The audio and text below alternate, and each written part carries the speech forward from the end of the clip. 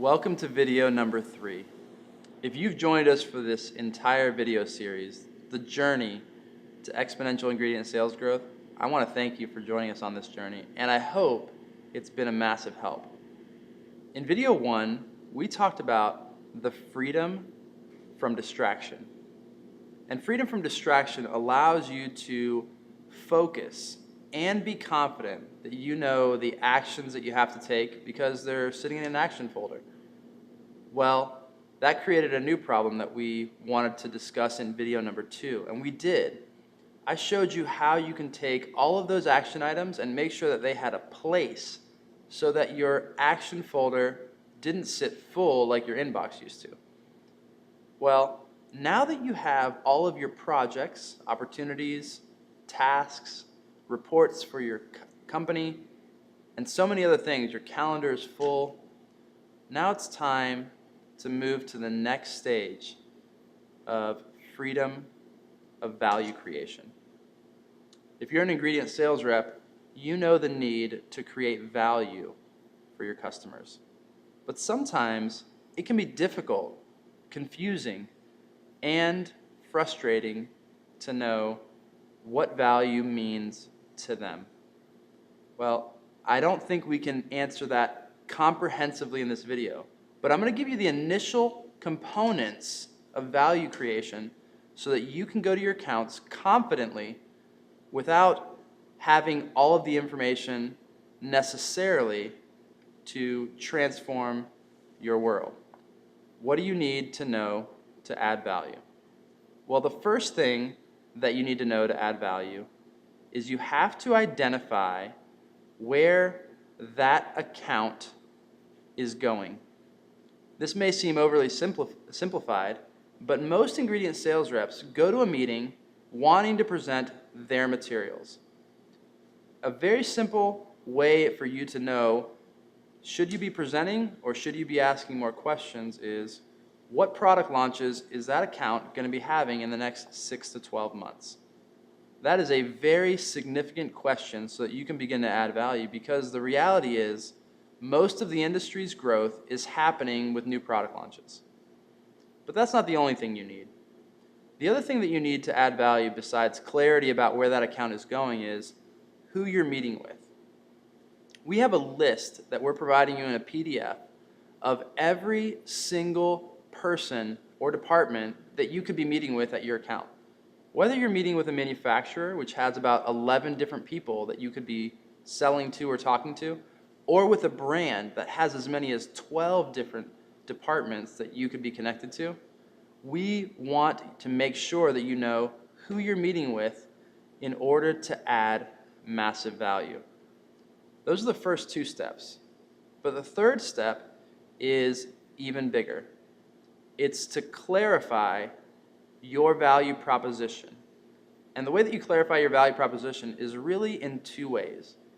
Now, before I give you these 2 ways right now, I want to make sure that you understand there are a lot of ways that your company provides value. Your company provides value through inventory management, through customer service, through making the process of ordering very simple, through responding to issues in shipping. All of those things are how your company brings value. And while you represent your company, those are things that you don't really manage very effectively, and you don't necessarily communicate. You have other team members that do. So how do you add value? Well, what you want to do is you want to identify the key innovations that your ingredients bring to your accounts. Now, as an ingredient sales rep, I found out that there were at least 21 innovation types that you could be adding to accounts.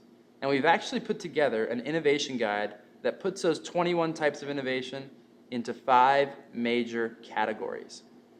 Interestingly, each person that you meet with at an account values something different than other members of their team. What's important to identify is what each person values within those innovation categories so that you're presenting to them only what they value, instead of trying to present to them what other people value. Because they're not going to be your champion at that account. They're not going to be excited about your ingredient if they don't understand your value. For example, marketing may not understand all of the R&D technology questions or technical components of an ingredient like the R&D team will.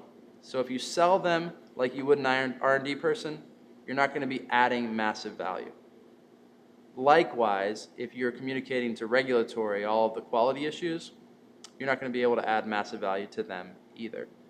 But there's a second component to value creation that I want to give you before we complete this video, and that is the application side.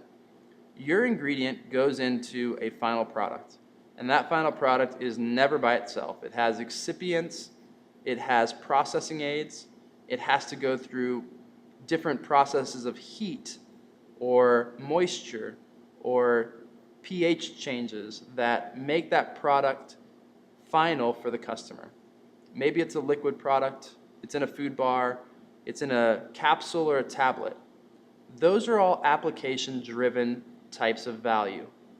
And you have to understand, what does that account typically value with regard to application?